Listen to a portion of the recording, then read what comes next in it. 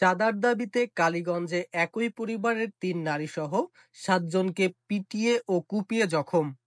বোমা ছুড়ে এলাকায় ত্রাস সৃষ্টির পর পরিবারের এক সদস্যকে অস্ত্রের মুখে জিম্মি করে চাঁদা আদায়ের চেষ্টা করা ও দাবিকৃত চাঁদার টাকা দিতে অপারগতা স্বীকার করায় ৩ নারীসহ ৭ জনকে পিটিয়ে ও কুপিয়ে জখম করার অভিযোগ উঠেছে।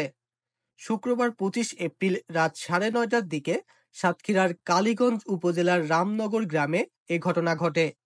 আহতদের আশঙ্কাজনক অবস্থায় কালীগঞ্জ উপজেলা স্বাস্থ্য কমপ্লেক্সে ভর্তি করা হয়েছে। আহতরা হলেন কালীগঞ্জ উপজেলার কৃষ্ণনগর ইউনিয়নের রামনগর গ্রামের সর্দারপাড়ার মৃত গোলাম রহমান সর্দারের ছেলে আকবর আলী সর্দার, তার স্ত্রী হাফিজা খাতুন, লাকি বেগম, আকবর সর্দারের ছেলে মোহাম্মদ আব্দুর রাজ্জাক, নুরুল আমিন সর্দার, একনুর ইসলামের স্ত্রী আয়েশা খাতুন ও তাদের ছেলে জসিম সর্দার।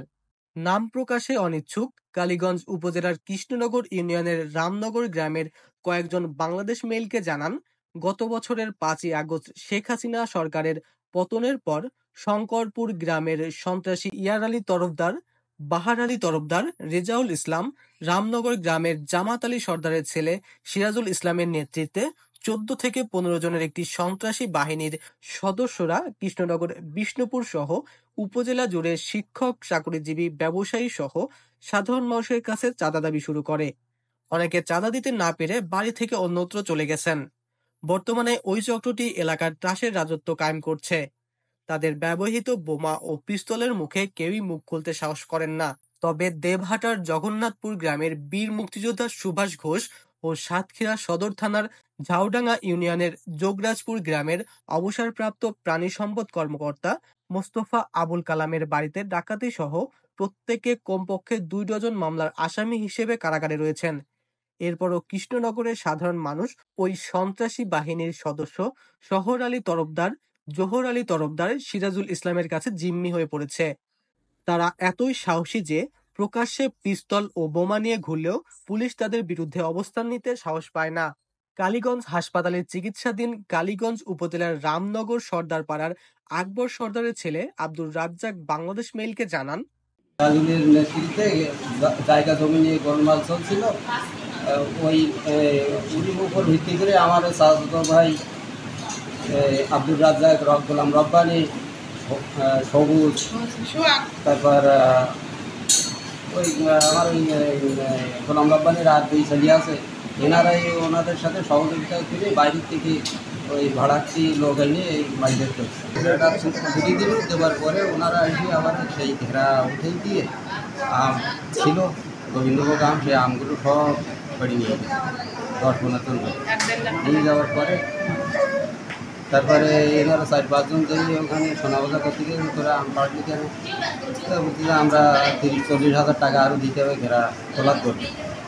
তো কিরকম টাকা দিতে হবে, তা কই তোরা কই লোকজনগুলো নিয়ে আয়, সব হারিয়ে গেছে। যাওয়ার পরে এরা সব বাড়ি এসেছে, বাড়ি আসার পরে ওই ১০টা-১০:৩০ দিকে তখন এই ওখানে যাই আমার এই চাচার ডাক গেছে যে আপনি চলে আসেন। একজন যেই ডাকছে সেই লোকটা হলো ওই পাকাটা লোকের নাম কি জানি, ওইটার নাম কি ফরান। উনি ডাকিছে, ডাকি পর আমার এই চাচা একবার সাথে উনি বাইরে ছুটে গেছে রাস্তায় আসলি পারে এনাদের ডাকিছে, এই কেটা কোনে আসি সব চলিয়া আসবে। ওই ঘেরার পাশে, ঘেরার ভিতরে ওখানে ছিল জামান সর্দারের বাড়ির ওই ঘেরার পাশে ছিল। ওনারা সব চতুর্দিকে আসি ওনার তখন ওই লাঠি দিয়ে ওই মাছ ধরে করিয়েছে। করার পরে ওনার ওই ২ ছেলেও বেরিয়ে গিয়েছে, বেরিয়ে আসলে ওনাদেরও মাথায় মেরিয়েছে, কোপ মেরিয়েছে। তারপর ওনার ২ স্ত্রী আইছে, আসলি পর ওনার একজনের কানে চড় মেরিয়েছে, আর ছোটোজনের ওই মুখ পেটে বাড়ি মেরিয়েছে, তাতে দাঁতও সমস্যা হয়েছে, ঠোঁটের কয়েক জায়গায় কাটি গেছে, আর এমনি তো গায়ে তো মাইদর করিয়েছে। স্থানীয় ইউপি সদস্য সাইফুল ইসলাম বাংলাদেশ মেইলকে জানান, আকবর সর্দারের শ্যালক মশিউর রহমান শুক্রবার রাত ১০টার দিকে তাকে মোবাইল ফোনে বিষয়টি অবহিত করেছেন। এই ব্যাপারে সিরাজুল ইসলামের সঙ্গে যোগাযোগ করা হলে তিনি চাঁদা দাবি ও মারপিটের বিষয়টি অস্বীকার করে বাংলাদেশ মেইলকে বলেন, তার সঙ্গে আকবর সর্দার ও তার জামাতা ইকবাল হোসেনের জমি নিয়ে দীর্ঘদিনের বিরোধ রয়েছে।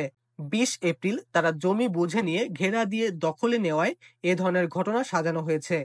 কালীগঞ্জ উপজেলা স্বাস্থ্য কমপ্লেক্সের জরুরি বিভাগের চিকিৎসক ডাক্তার জাহাঙ্গীর আলম বলেন, হাসপাতালে চিকিৎসাধীন আকবর সর্দার, হাফিজা খাতুন ও আব্দুর রাজ্জাকের জখম গুরুতর। রাহুলের নেতৃত্বে তার বাহিনী সরালি, মানে তারা ডাকাত বাহিনী, ওরা এসে আমার আব্বার মাথায় রড দিয়ে বাড়ি মারে, আমার আব্বা আর সবাই পানি দিয়ে মারে এবং আমাদের বন্ধুকে ওরা গুলি করবো বলো আর বোমা ফোটায়। কালীগঞ্জ থানার ভারপ্রাপ্ত কর্মকর্তা মোহাম্মদ হাফিজুর রহমান বাংলাদেশ মেইলকে জানান, আহতদের হাসপাতালে চিকিৎসা চলছে। ঘটনাস্থলে পুলিশ রয়েছে। তবে শনিবার ২৬ এপ্রিল সকাল 11:30 পর্যন্ত এ নিয়ে থানায় কোনো লিখিত অভিযোগ করা হয়নি। আকাশ মাহমুদ, বাংলাদেশ মেইল 24, ঢাকা।